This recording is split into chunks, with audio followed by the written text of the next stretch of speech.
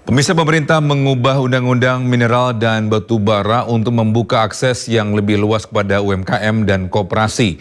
Menteri SDM Bahlil Lahadalia segera terbitkan izin tambang untuk UMKM.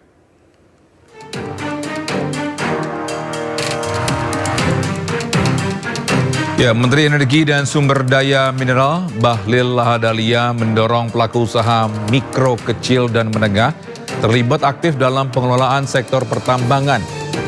Bahlil menjelaskan pengelolaan tambang cenderung dimonopoli segelintir elit. Namun atas arahan Presiden Prabowo Subianto, pemerintah mengubah Undang-Undang Minerba untuk membuka akses yang lebih luas kepada UMKM dan koperasi.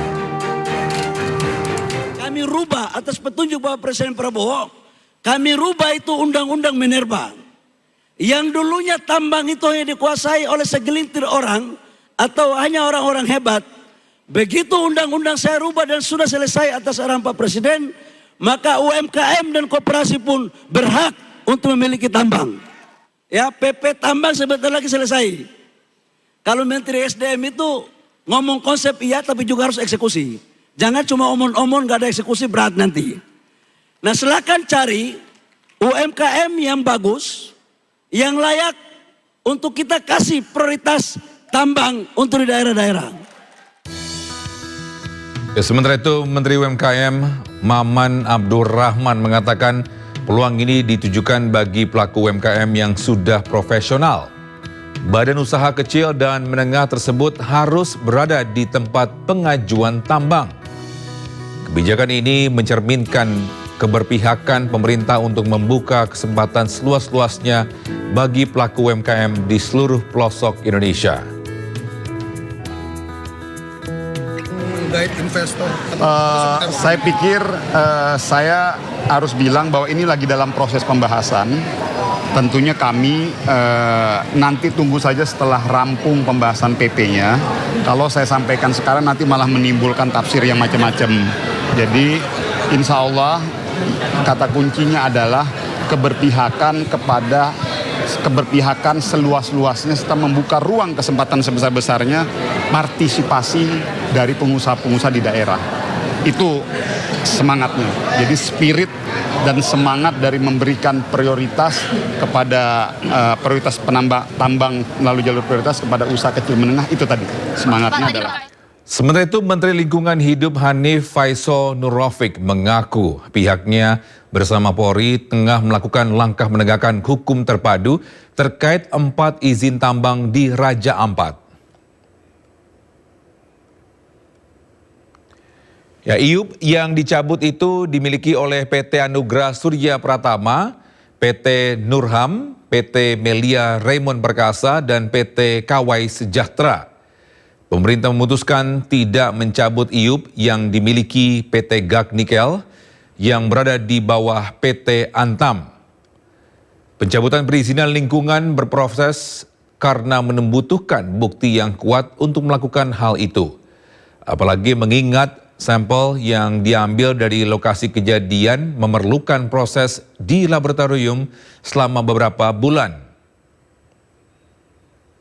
Jadi langkah dari Kementerian Lingkungan Hidup, sebagaimana disampaikan Bapak Menseknek kemarin, kami telah membekukan persetujuan lingkungan kepada 4 izin tambang. Karena berdasarkan pengawasan detail yang dilakukan oleh Diputi Gakum, ada penyimpangan pelanggaran lingkungan yang cukup serius.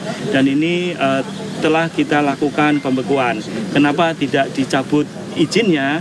Karena untuk mencabut harus ada bukti. Buktinya sudah kita ambil, sedang di lab. Biasanya lab itu 3 sampai 4 bulan. Kemudian para ahli yang menyimpulkan itu kerusakan lingkungannya, karena harus ada kata-kata di undang-undangnya bunyinya gitu, tidak bisa langsung. Sehingga setelah itu baru kemudian akan pencabutan izin lingkungan terhadap 2 yang pertama. Terhadap 2 yang kedua, yang terakhir, itu memang tidak atau belum memiliki persetujuan lingkungan. Sehingga kepada beliau, kepada Bapak SDM, ini tanpa memperhatikan tekanan, saya tidak boleh tekanan siapapun. Ini hanya terkait dengan kaidah teknis yang memang menjadi tugas dari Menteri LH. Kami telah memberikan surat kepada Bapak Menteri SDM. Pemirsa, Komnas HAM menyebut pertambangan nikel yang terjadi di Raja Ampat, Papua Barat Daya berpotensi kuat menimbulkan pelanggaran HAM, khususnya di bidang lingkungan hidup. Di Raja Ampat ini berpotensi cukup besar terjadinya konflik sumber daya alam atas aktivitas tambang nikel di Raja Ampat. Untuk itu pada fase awal Komnas HAM sudah melakukan komunikasi dan koordinasi dengan para pihak terkait untuk mendapatkan data awal informasi yang nanti akan disampaikan oleh Pak Saulin dan Pak Pragianto.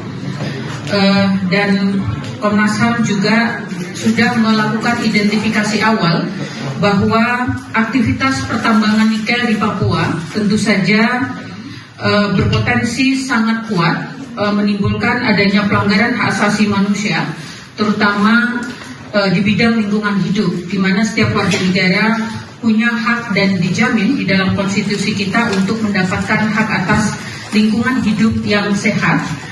Dan berbagai regulasi di Indonesia juga sudah tersedia bagaimana kerusakan lingkungan yang luas dan potensi konflik sumber daya alam yang berpotensi menimbulkan konflik sosial secara horizontal. Tentu itu menjadi perhatian yang serius dari Komnas HAM. Untuk itu tentu Komnas HAM dalam waktu dekat akan mengambil langkah-langkah terkait dengan pemantauan ke lokasi untuk mendapatkan informasi lebih lanjut. Selanjutnya silakan Pak Saulin akan mengawali lalu akan dilanjutkan oleh Pak Pragianto. Terima kasih.